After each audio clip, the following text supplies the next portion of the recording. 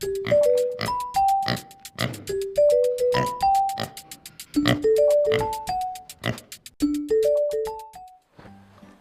दोस्तों, मैं सतीश अडवाणी स्वास्तिक फार्म पर आपका हार्दिक स्वागत करता हूं, हार्दिक अभिनंदन करता हूं।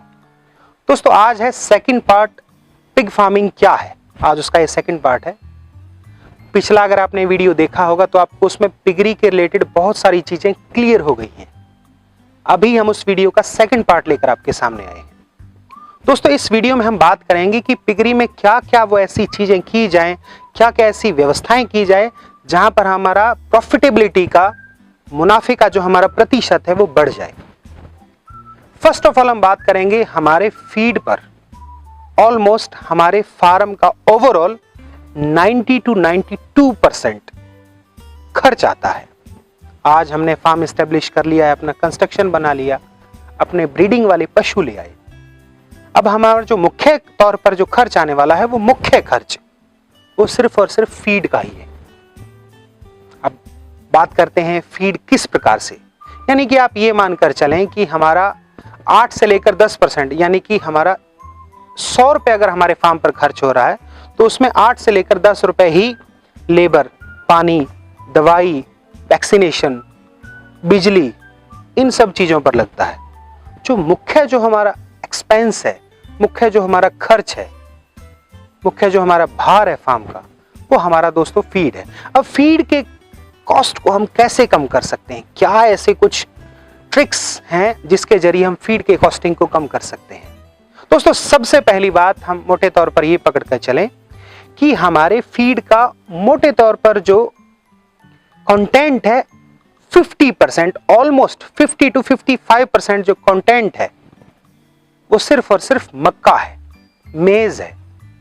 अब मक्का जो हमारा इतना ज्यादा कंटेंट है, इतना ज्यादा हिस्सा मक्के का है, तो हमें मक्के पर जरूर ध्यान देना होगा। दोस्तों, आप दुनिया के किसी भी क्षेत्र में देख लीजिए, जो फीड है उसका मेन जो हिस्सा है वो मक्का है। अब दुनिया को हटा दीजिए, अब हम बात करते हैं इंडिया की।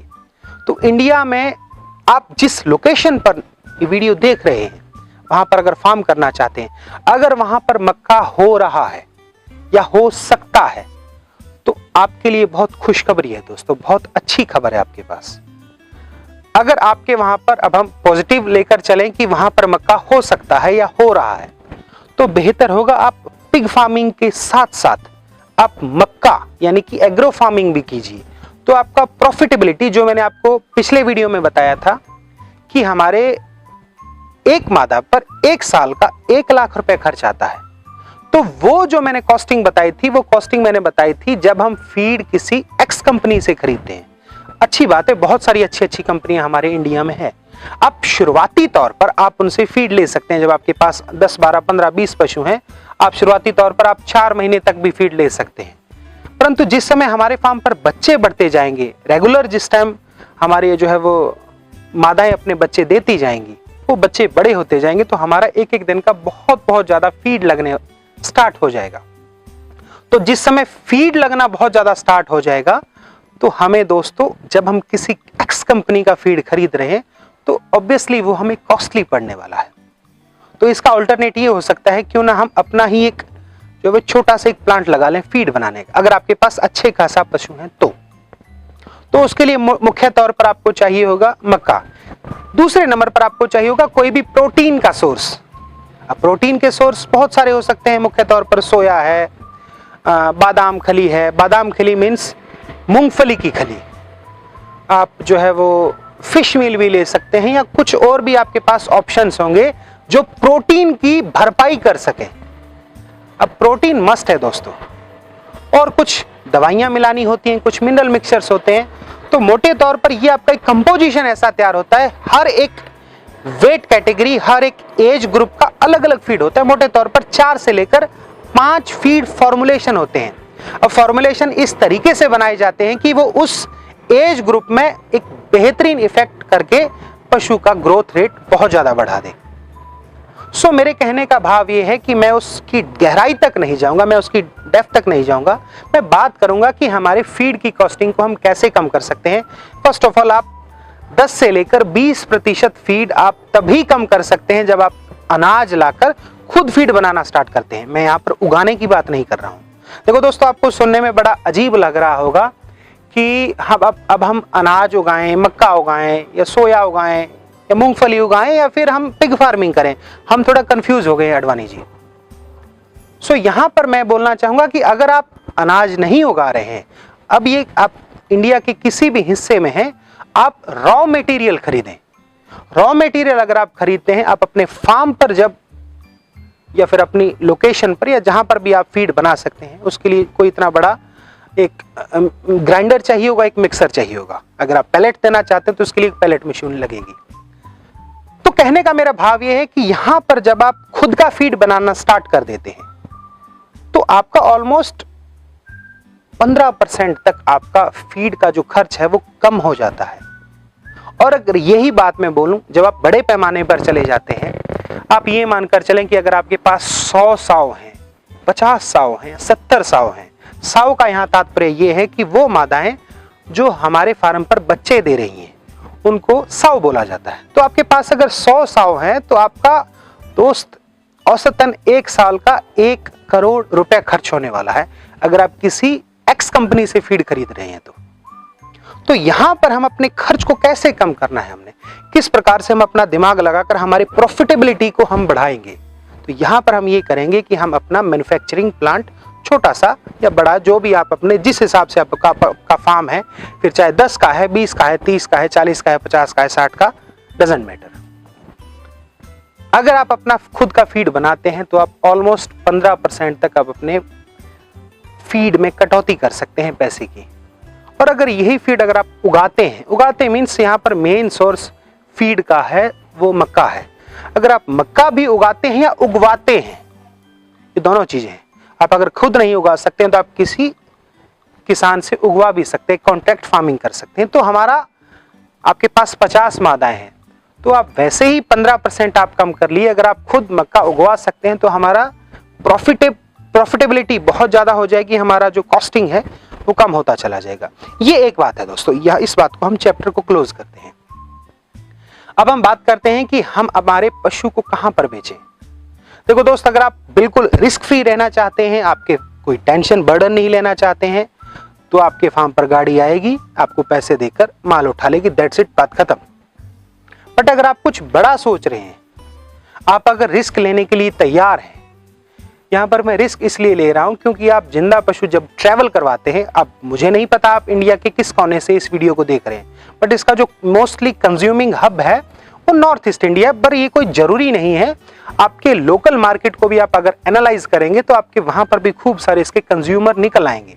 अब वो देखिए आप भी, आपके पास कितना ज्यादा माल है, कितना कम माल है, आप उनकी कंज्यूमर की जरूरत पूरी कर सकते हैं, उनकी जरूरत से ज्यादा आपके पास माल है, वो आपका मानना है।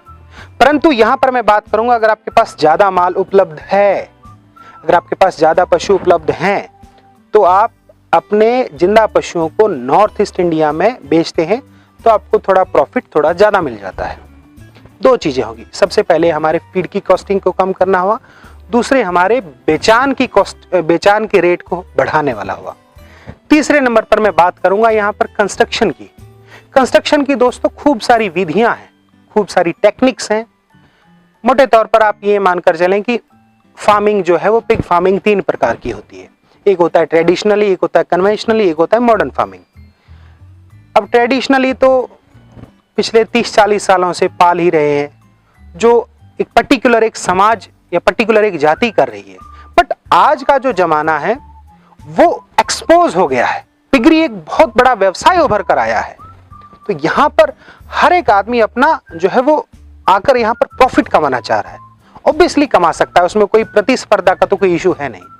तो यहाँ पर हमारा कंस्ट्रक्शन का मेथड इंडिया में, अगर आप कम बजट से स्टार्ट करना चाहते हैं तो यहाँ पर कन्वेंशनली फार्म आपको बनाना पड़ेगा, वो भी 2 विधियों से बनता है। देखो दोस्तों, अगर आप मॉडर्न फार्मिंग में जाएंगे एज ए बिगिनर तो मेरे ख्याल में ठीक नहीं हुआ, बाकी आपका जो है वो सलाहकार कौन है वो बेहतर बताएंगे आपको। कन्वेंशनल फार्मिंग में भी 2 मेथड होते हैं, एक होता है ओपन क्लोज, एक होता है क्लोज मेथड। सबसे पहले आप अपना ज्योग्राफिकल लोकेशन देखिए कि आपको कौन सा सूट करेगा, वो भी आपको आपका सलाहकार ही बताएगा। तीसरे नंबर पर हमारे फार्म की लोकेशन ऑलमोस्ट जो रिहायशी इलाका है, रेजिडेंशियल एरिया है, उससे ऑलमोस्ट 2 किलोमीटर एटलीस्ट होनी चाहिए, और ये मस्ट है क्योंकि आपका कोई ऑब्जेक्शन क्रिएट ना हो। तीसरे नंबर पर सबसे अहम बात है कि आपके फार्म को जितना आप साफ सुथरा रखेंगे। देखो दोस्तों, ये बहुत लोगों में एक भ्रांति है कि सूअर की बदबू आती है। मैं इसको क्लियर कर दूं कि सूअर की कोई बदबू नहीं होती है। सूअर का जो मल मूत्र होता है उसकी बदबू होती है। तो अगर आपका मल मूत्र का प्रबंधन एकदम शानदार है, आला दर्जे का है, तो आपके फार्म पर आने वाला कोई भी शख्स अपने नाक पर हाथ नहीं रखेगा। ये आपके नाक का भी सवाल है, क्योंकि आपका स्टेटस जितना बेहतरीन है समाज में, तो आपके काम का स्टेटस भी उतना ही होना चाहिए। आपके फार्म इतना साफ सुथरा होना चाहिए कि वहां पर कोई बीमारी वहां पर ना आ सके, क्योंकि गंदगी पहला जरिया है बीमारी आने का, मोस्टली बैक्टीरियल डिजीज आने का। सो मेरे कहने का भाव यह है कि यहां पर अगर आपका फार्म साफ सुथरा है तो उसका सीधा सीधा इफेक्ट है कि आपके पशुओं की हेल्थ बहुत अच्छी होगी, और अगर आपकी हेल्थ पशुओं की बहुत अच्छी होने वाली है तो वो ग्रोथ रेट उसका बजाय किसी दूसरे पशुओं के या बजाय किसी दूसरे फार्म के, आपके फार्म पर ग्रोथ रेट बहुत अच्छा होने वाला है, जिससे आपका सीधा सीधा ताल्लुकात आपके प्रॉफिट से होने वाला है। सो यहां पर मैं बात करूंगा कि आप अपना लोकेशन एकदम सही तय करें। दूसरे नंबर पर आप अपने कंस्ट्रक्शन का तरीका एकदम सही तय करें। आप शुरुआती दौर में उतना ज्यादा पैसा ना लगाएं, आप 2 फेजेज में काम करें, फेज 1 फेज 2। अगर आप फेज 1 फेज 2 को और डिस्क्राइब रूप से जानना चाहते हैं तो हमारा एक वीडियो है पिग फार्मिंग के लिए कितना बजट चाहिए, उसमें मैंने मोटे तौर पर ये चैप्टर कवर किया है। फेज 1 से चलें, सारा का सारा कंस्ट्रक्शन अभी मत बनाएं, जल्दबाजी ना कीजिए, क्योंकि इसमें आपको सीखने के लिए एटलीस्ट 12-18 महीने लगते हैं। आपके ब्रीडिंग स्टॉक को फिल्टर भी करना होता है, क्योंकि सारी की सारी मादाएं आपके 10-12 बच्चे नहीं देंगी। आप बहुत ज्यादा अपेक्षा पाल कर बैठे हो कि मेरे सभी के सभी 11-12 बच्चे होंगे, तो ये जरूरी नहीं है दोस्त। सभी की सभी मादाएं इतने बच्चे नहीं देती हैं। मैंने जो अभी फिल्ट्रेशन का शब्द बोला है वो ये है कि आपके पास मान लो 50 मादाएं हैं, उसमें से आप 35 मादाएं एकदम सिलेक्टिव रख लो जो औसतन 10 बच्चों की एवरेज दे रही हैं।